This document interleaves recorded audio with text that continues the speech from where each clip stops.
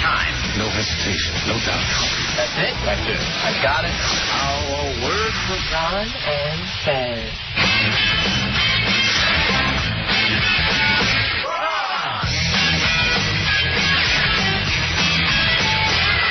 Game. What? John and Fez! Hey!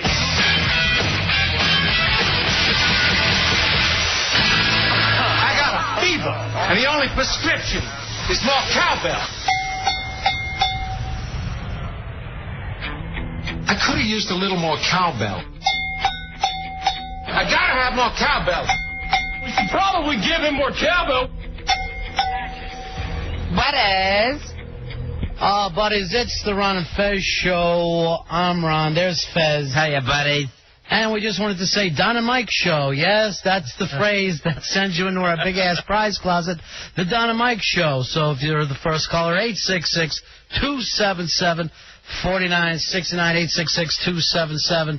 866-277-4969. The Don and Mike Show. Right before us, of course, on WJFK, live 105.7 and 1010 The Buzz in Tampa Bay. They call themselves the Don and Mike show, but as far as Fez is concerned, it's all buzz.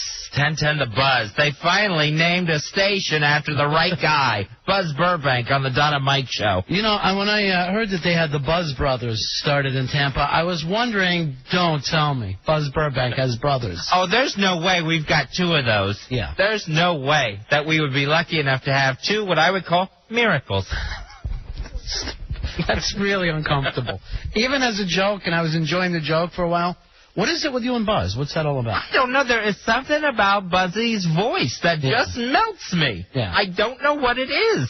Because it kind of says Big Nads. It just basically says Big Nads. It's in big pipes, I guess. And the And the problem is, Fez, he doesn't know you're alive. Oh, I know. I drop my papers in front of him and stuff. No, nothing. I get no response whatsoever. You have to remember, when you come in, that's Buzz time. That's when he's all news, making things happy. I know. Sometimes I feel like Lois Lane, and that's Clark Kent, and he's just off on a story. Sometimes you look like Lois Lane, only, heavier. That's not going to help with Buzz. You look like St. Louis Lane, if I could come up with that. If it even makes even the slightest bit of sense. Rude and rude. I know that much. All right, J-Dubs, what are we giving our lucky caller? We are going to give them the what? The collateral tickets. You know what we need? People call me Wonder Boy. We need Wonder Boy back. You can't just shell out the collateral tickets. No one's going to know what you mean. And one of the monkeys has to answer the phones in there. I hate to wake them up during fastest hour, but they've got to answer phones. They're going to win tickets for 4 to the AOL for Broadband exclusive screening of the movie Collateral from DreamWorks. That's impressive. That's impressive. Nice 4-pack for him. Yeah. Are you kidding me? You enjoy that? See Collateral before anyone else does. Why don't you go with Buzz? Why don't you and Buzz head out together? I wish. What are you here, just to break my heart? No. That's not why I'm here. Why don't you put one of the names up in there? I hate to wake up the phone screeners. Thank you. Like you were answering phones. There you go. Very odd. I know. Because would there be this much of a panic if the phone rang at their homes? I'm going to tell you right now. I know. I have news for you. We're without a producer right now. Wonder Boy went on to bigger and better things, Nag's Head Radio. And I'm telling you, I was talking to Cameron about this. I'm ready to call him and beg him to come back. What line am I going to? Go to line 1. Without a name. Hi, you're on Ron and Fez. Hey, who's this? You win. Yeah, there it is. What's your name, sir? My name is Sean. Sean. And where are you from, Sean? I am from Gainesville, Virginia. All right, hold on, my friend. You're going to go see this unbelievable new movie starring Tom Cruise. Tom Cruise and Jamie Foxx, Collateral. Collateral. So it's a sneak preview of 4-pack for you. Us Magazine is reporting that Michael Jackson is going to be the father of quadruplets. This involving a pregnant woman currently in Florida. Now, have we ever found out that these are really his kids? The quadruplets? Yeah. No, I think this is a woman who was carrying quadruplets. Yeah. Met with Michael Jackson and said, "Hey, would you like my quadruplets?" What do you think you got to buy? I mean, how much? What are you paying for something like that? What would that set back of Mike Jackson? Boy, that's got to be a lot. Is $100,000 a quad too much or too little? So what do you say? $400,000 for all of them together? You know what? I'm going to go up on that. I'm going to say $250,000 apiece. A cool $1 million for quads. When you're giving away one kid, that's got to be rough. When you're giving away 4. That's got to be even a little rougher. And when you're giving it to a known pedophile, that's got to be worth a lot more than the kind of money we're talking about, Fez. Right now, 4 kids just started kicking in her womb as soon as they heard his voice. You know, Mike Jackson will not let us down. The beauty thing is this is a full-service celebrity. He will do all the crazy things that we need to get him in the gossip pages and all the wacky TV news shows, and it's always something different every time. Well, you would think if a celebrity was up for molestation charges and all these things, Jesus juice and everything else coming at him and these accusations, that they would try to be as normal as humanly possible and look like just a normal family guy who wants to take care of his own kids. Not go out and do something nutty like try to buy quadruplets. See, here's what you don't understand about a Mike Jackson. He is nuts. It's not like sometimes he acts nutty like Madonna or somebody like that. He is crazy, and he can't help himself. He doesn't live in the same reality that you do. It's almost like him and Courtney Love are in this race, the Tour de Crazy, where they're trying to outdistance each other. Like Michael Jackson looks at the papers and goes, oh, I can't believe she's screaming I had a birthday abortion and got carried out on a stretcher. What can we do? Wait a minute, let's buy quads. The thing about Mike Jackson, though, he does look like he has a little more fun doing it. He gets busted while he's smiling.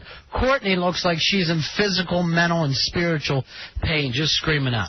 I'm telling you right now, I don't know why anybody goes out of their way to become a celebrity. I don't know whether you saw the David Beckham story out of England.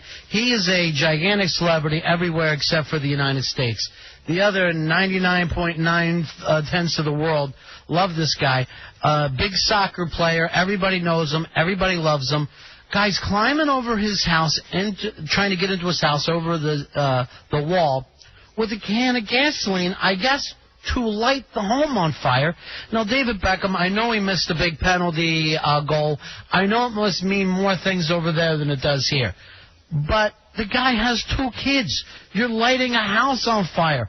What the hell is wrong with people? Why would anybody want to bring that kind of attention to themselves and their family to be a celebrity? It's amazing because the scary part is David Beckham's not even home. He's in Madrid with his team. Yeah. So you got Posh Spice and the babies there. Yeah. And, you know, you picture Buckingham Palace, they call the place. Yeah. The estate.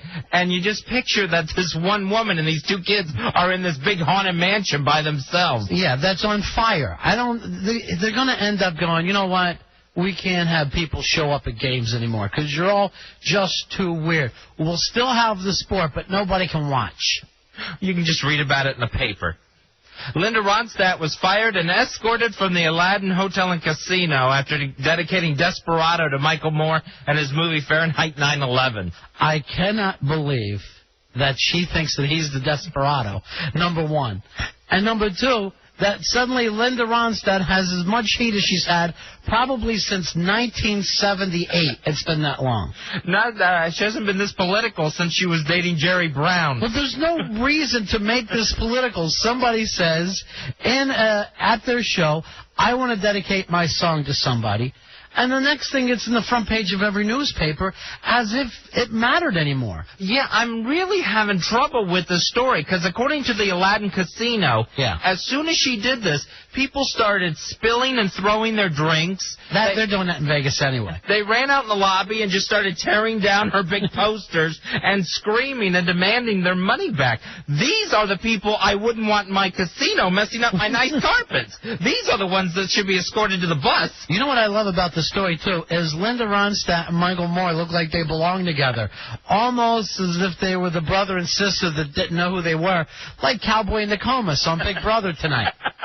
Put a baseball cap and glasses on her and see if you can tell the difference. How would you like to be Michael Moore? You're just home last night, probably eating spaghetti. You wake up this morning, everybody's talking about you at a thing that you didn't even go to. And the details that come out about this, where now they're saying Linda Ronstadt was trying to get fired. She was singing poorly on purpose, plus bringing up the Michael Moore thing. So maybe Michael Moore just pushed him over the side there. They couldn't take any more other than the Michael Moore. Yeah, and then it was a real WWE finish where she's escorted. I'm sure those fat little feet were off the ground as they got her by both elbows, sending her to her tour bus.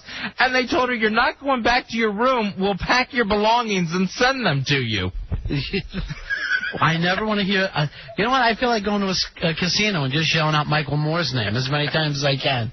I can't imagine that there was enough anti-Michael Moore people, enough people that cared, let me put it that way, to start this Aladdin riot that went on with fat posters being torn down. We were in Vegas for a riot when the ear got bit off.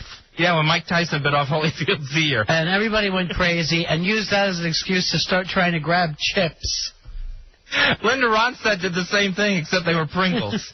You know what? I understand that she's overweight, but believe it or not, at one time she was the sexiest woman in music.